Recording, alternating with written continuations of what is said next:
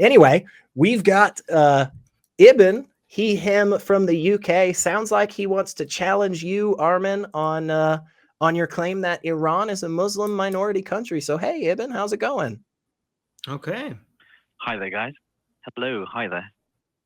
Hey, Hi. I think we've talked in the past, man. Yeah, what would you like to challenge Armin on? I'll just take a back seat and you guys can just hash it out and go at it. Okay. So, Armin, earlier in the show, hi there. You claimed that Iran was a Muslim minority country.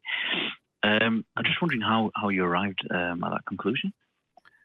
Well, I mean, I think me and you had this discussion about a study that was done by certain academics, and you challenged the study, and when we went through it, and then I challenged some of your pushbacks on it. But since then, I was regard some, I can't. The study has been reviewed by academics, and nobody has come and said that they don't trust the study. So ever since we've talked, this is a study done by academic, the poll. So the poll that that I was mentioning, that was collected in a scientific method, is done by Gammon Institution. And I actually have the poll in front of me if you guys want to show it, but it's okay. And it collects data from Iranians, both inside and outside of Iran. And if you go through the methodology, it seems to be done through. It seems they have gone through a rigorous practices and ways for it to make sure that it reflects the Iranian people. They cleaned it. The sample size, I think it was, if I remember correctly, it was 40,000 people after they cleaned it up. So that's a huge sample size, and they randomized it, and they corrected the what is it called? What is it called when they correct the adjustments to make sure that it reflects the demographics in Iran? I forgot. Waiting it or waiting.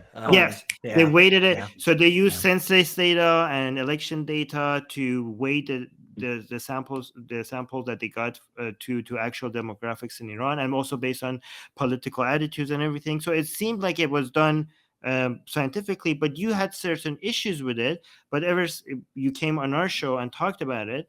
But ever since then, there were many experts inside Iran and outside Iran that constantly keep referring to it and mentioning it, and they've reviewed it, and they have not had any issues with it. So I'm just applying Occam's razor. It's always a chance that the study is wrong, but right now this is the best information we have. Does that make sense, what I'm saying?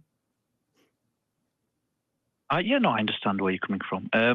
The only thing is, obviously, by academics, so people who are assistant professors at university. So they have, from my understanding, is that they don't have any real polling experience prior to conducting this. Is that correct? Let me bring up the institution. So Gammon, let me see. Let's go to this. I don't know if this is interesting to people, by the way. Okay. So Gammon, the group of analyzing and measuring attitudes in Iran, is an independent nonprofit research foundation registered in Netherlands. We study Iranians' attitudes towards different social and political topics. Gammon uses digital tools and different methods to extract the real opinions of Iranians about sensitive topics. The rationale for Gammon. Okay, so this is who they are, but the people behind it, Gammon operates under the supervision of a board including Dr. Ammar Maleki, founder and director, and assistant professor of comparative politics at Tilburg University, and Dr. Puyan Tamimi Arab, an assistant professor of religious studies at Utrecht University. Do you want me to look into these people? Do you want me to read the profile of these people and who they are?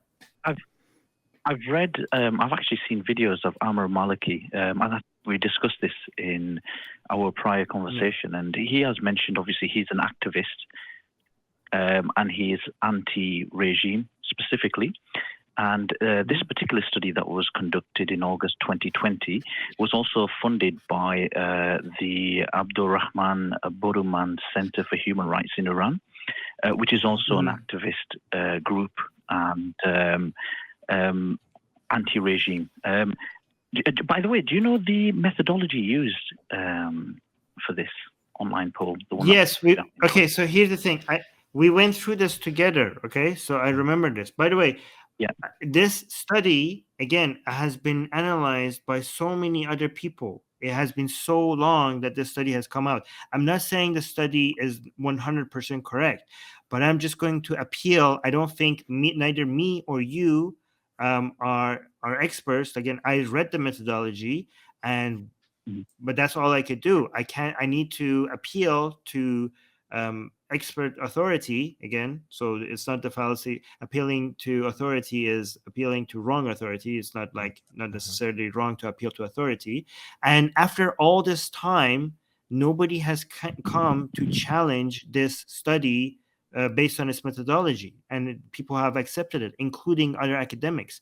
And you going in and looking into the methodology with you yourself claim that you're not an expert, and you have found some problems with the methodology, and you could be correct.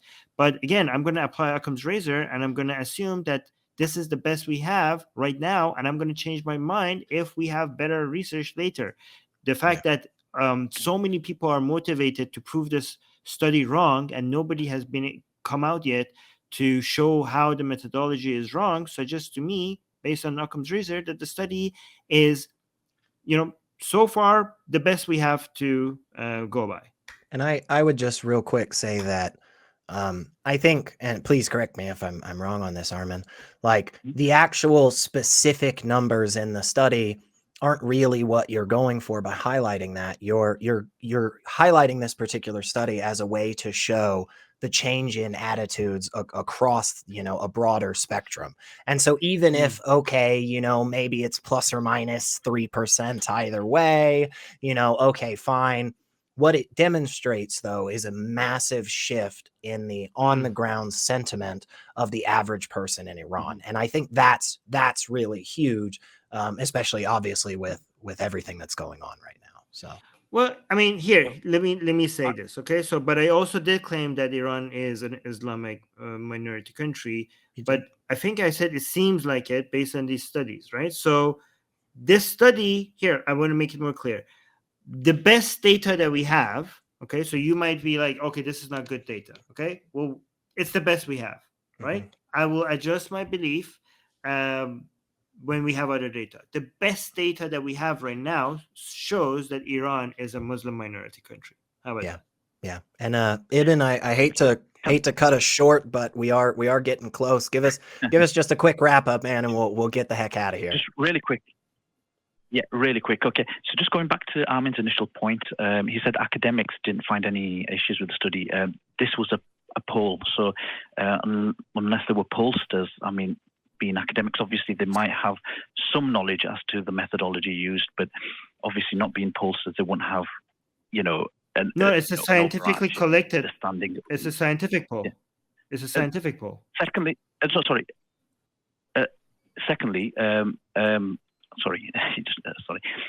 secondly, it wasn't just myself that found issues with the poll itself.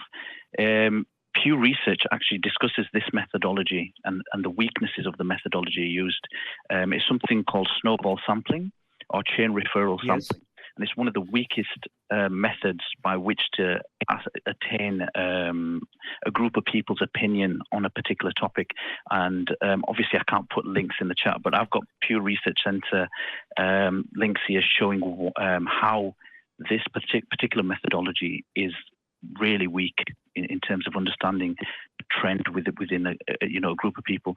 And also within the actual poll itself, there's a link to a Pew Research article which shows that which actually demonstrates how weak this methodology is.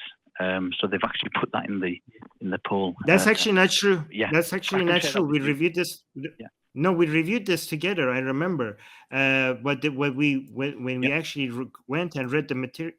when we actually went and read the material, right? So it depended on the type of poll that was being collected. So Pew was suggesting that for this type of data, this methodology works, and for this type of data, this methodology works. And every single, if you look at what the Pew was arguing, is that every single one of these methodologies has its own weaknesses, and you had to weigh the weaknesses and the benefits of each methodology. And then when we looked at the use cases for every methodology, it actually matched the conditions, the situation that this poll was dealing with. So, for example, it was suggesting, one thing that we read is that one reason why you might want to use this methodology was in situations where the polls, the people who are answering the polls, might be sensitive about the information that they're giving out there and be wanting to, the anonymity being something important to them. And it was actually suggesting that this methodology works specifically well for this use case. So again, it really depends on the condition. They weren't completely writing off certain methodologies. They were suggesting exactly the methodologies that were used. They were suggesting it for certain cases as well. And again, every methodology is going to have its weaknesses. But anyways. Yeah. And the only thing I'll say, just because I know we're super close to being at the end of this, Ibn, but we do appreciate the call. We always love to be skeptical of stuff and make sure we have the best evidence. Hey, seriously, man, there's a wonderful fan-run Facebook group. So I believe it is FBTHG, and you can go check us out there. There it is, that beautiful graphic. And go definitely and post up all the things and hold us accountable and go show us where the problems are, because there are always wonderful people there that are debating a lot of stuff, and we love that. So, and it's a cool place to hang, and sometimes you can just hash things out a little better.